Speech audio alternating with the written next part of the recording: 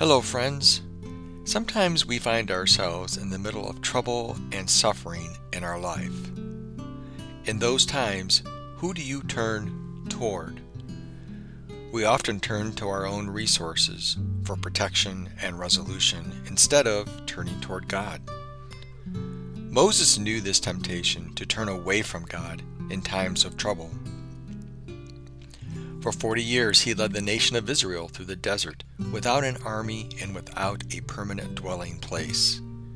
He knew adversity, and he knew what could happen when he turned away from calling out to God for help.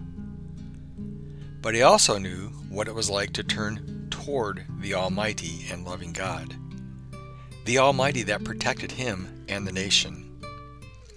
He writes about this protection in the middle of a struggle and reminds himself to whom he should turn to. In Psalms 91, verses 1 and 2, Moses writes this: "He who dwells in the shelter of the Most High will abide in the shadow of the Almighty.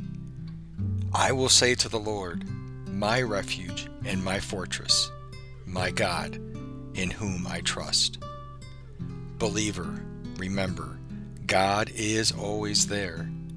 He's there in good times and in times of adversity. Turn toward Him.